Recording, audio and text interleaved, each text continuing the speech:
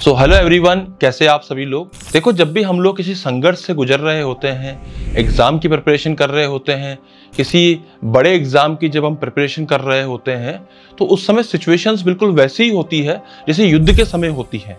तो आदमी के दिमाग में बहुत तरीके के डाउट्स आते हैं। उसमें से एक सबसे बड़ा डाउट है कि सेल्फ डाउट।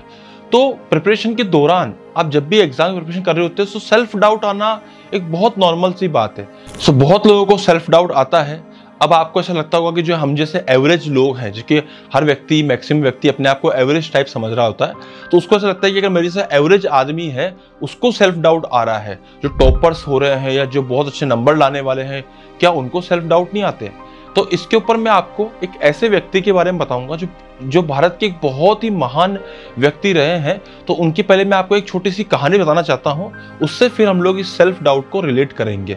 सो हम बात कर रहे हैं भारत के एक बहुत ही महान राजा जिनका नाम था महाराणा प्रताप। अब आपने सुना होगा कि महाराणा प्रताप का हल्दी घाटी में अकबर की सेना से युद्ध हुआ था। उस युद्ध में महाराणा प्रताप ने बहुत शौर्य का प्रदर्शन किया, बहुत जबरदस्त प्रकार से उन्होंने युद्ध किया, बट फिर भी वो युद्ध वो हार गए थे। अब ये कहानी इस युद्ध के बाद की है। अब युद्ध हारने के बाद वो जंगलों में काफी टाइम तक रहते हैं और जंगल में ही दोबारा सेना एकत्रित कर रहे होते हैं।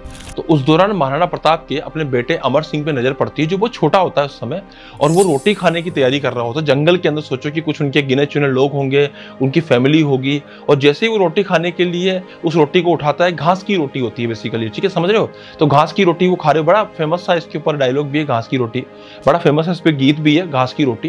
तो जैसे ही वो उस रोटी को खाने वाले होते हैं ना अमर सिंह जी, इसी वक्त एक बिल्ली आती है और उस रोटी को लेकर भाग जाती है। अब ये जब दृश्य महाराणा प्रताप देखते हैं तो उनको एकदम से बहुत गिल्ट सा फील होता है। उनको लगता है कि यार, मेरा बेटा एक राजकुमार है, ये महलों में रह सकता है, बस मेरी जिद है कि मैं अपना साम्राज्य स्वतंत्र रखूं, किसी के अंडर में नहीं रखूं, या फिर मैं चाहता हूं कि मेरा जो मेवाड़ राज्य है वो हमेशा स्वतंत्र रहे। इस वजह से मेरे परिवार को आज संघर्ष देखना पड़ रहा है। और ये सब चीजें देख के उनको एकदम से बहुत गिल्ट सा अनुभव होता है, और ये सब देख के उनको बड़ा अजीब सा होता है और सेल्फ डाउट होने लगता है। उनको ऐसा फील होने लगता है कि शायद मैं जीत नहीं पाऊंगा, या जो भी उनके दिमाग में डाउट्स आते हैं। और इन डाउट्स के चलते वो एक लेटर लिख देते हैं अकबर को, और उस लेटर में वो अपनी हार स्वीकार कर लेते हैं। अब जैसे वो लेटर अकबर के पास पहुंचता है तो अकबर बहुत खुश हो जाता है कि यार मजा आ गया, क्योंकि उनके अकबर के सामने अगर सच में कोई दमदार अगर उनका अकबर का कोई सामने कोई राजा था जो सामना कर पा रहा था, वो थे महाराणा प्रताप। जब उनका वो लेटर सामने आता है तो अकबर बहुत खुश होता है, अपने सारे दरबारियों को बोलता है। तो उनमें से एक दरबारी थे जिनका नाम था पृथ्वीराज सिंह।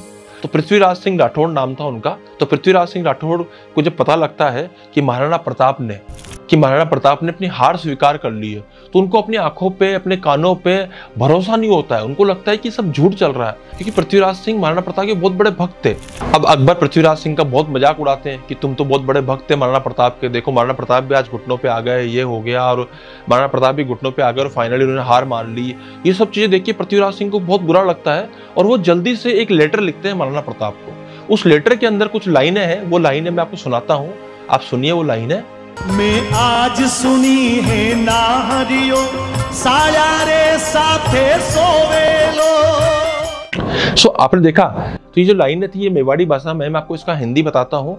तो जो पृथ्वीराज सिंह थे पृथ्वीराज सिंह ने महाराणा प्रताप को कुछ इस तरीके से लिखा कि उनको ठेस पहुंचे, उनके आत्मसम्मान को ठेस पहुंचे, और वो दोबारा से अकबर से लड़ने के लिए तैयार हो जाए, अपने स्वाभिमान को ना खोए, अकबर की अधीनता वो स्वीकार नहीं करे, और एकदम से लड़ने के लिए, दोबारा से युद्ध करने के लिए रेडी हो जाए। तो उन्होंने लिखा उस तरीके से कि हमने सुना है कि अब शेर बकरियों के साथ रहेगा। तो उन्होंने ऐसी कई सारी बातें बोली कि हमने सुना है कि शेर सियारों के साथ रहेगा, शेर बकरियों जैसी जिंदगी जिएगा, या शेर जो है, या फिर राजा जो है अब वो भी एकदम आम आदमी की तरह जीवन जिएगा, एक राजा जो है वो भी गुलामी की तरह रहेगा। तो ये सब बातें सुन के महाराणा प्रताप को बहुत भयंकर गुस्सा आता है, और साथ में उनका स्वाभिमान दोबारा लौट आता है। तो उनको एकदम से लगता है कि यार, ये मैं क्या कर रहा था, मैं तो अकबर के खिलाफ युद्ध करने वाला हूं। तो उनको ऐसा फील होता है कि ये मैं क्या करने जा रहा था, नहीं, मैं अकबर की अधीनता स्वीकार नहीं करूंगा, मैं चाहे मरते दम तक लड़ूंगा, मेरे परिवार को लड़ना पड़े, लेकिन मैं अधीनता स्वीकार नहीं करूंगा। और यही कारण है आप जानते हो महाराणा प्रताप को आज हम महाराणा क्यों बोलते हैं, क्योंकि जिंदगी भर उन्होंने युद्ध किया, कभी वो अकबर से हारे नहीं उसके बाद, और हमेशा वो जीतते ही चले गए। उन्होंने अपना जो मेवाड़ है दोबारा बसा दिया, और उनको पूरी दुनिया एक बहुत महान राजा के रूप में जानती है। तो आप एक चीज समझिए, जब इतने महान व्यक्तित्व के आदमी, उनके दिमाग में भी कुछ क्षणों के लिए, कुछ दिनों के लिए, कुछ समय के लिए अगर सेल्फ डाउट आ सकता है, तो ये सेल्फ डाउट है ना, ये बहुत ही नेचुरल चीज है, ये किसी को भी आ सकता है। देखो इतिहास में से बहुत सारी चीजें छुपी हुई है जिनको हम इस्तेमाल करके, जिनको हम पढ़कर, जिनको हम सीख कर अपनी रियल लाइफ में, आज की लाइफ में बहुत सारी चीजों को इम्प्लीमेंट कर सकते हैं। तो आप एक चीज समझिए कि सेल्फ डाउट किसी को भी आ सकता है। आपके दिमाग में भी कई बार सेल्फ डाउट आ जाता होगा कि सर मेरे से हो पाएगा कि नहीं हो पाएगा, और ये बहुत लाजमी है। बट हमें करना क्या है, हमें एक ऐसा व्यक्ति चाहिए जो हमको मोटिवेट कर सके, जो हमको इंस्पायर कर सके, और हमको जब भी सेल्फ डाउट आए तब हमको खुद को मोटिवेट करना है, या फिर एक ऐसे व्यक्ति की सहायता लेनी है, या ऐसे इंसान की सहायता लेनी है जो आपको इंस्पायर कर सके, आपको मोटिवेट कर सके। क्योंकि आप कमजोर नहीं हैं, बट कभी कभी ऐसा फील होता है कि हम कमजोर हो गए हैं। तो ये सेल्फ डाउट है, और ये सिर्फ एक मेंटल स्टेट है जिसको जीता जा सकता है। धन्यवाद।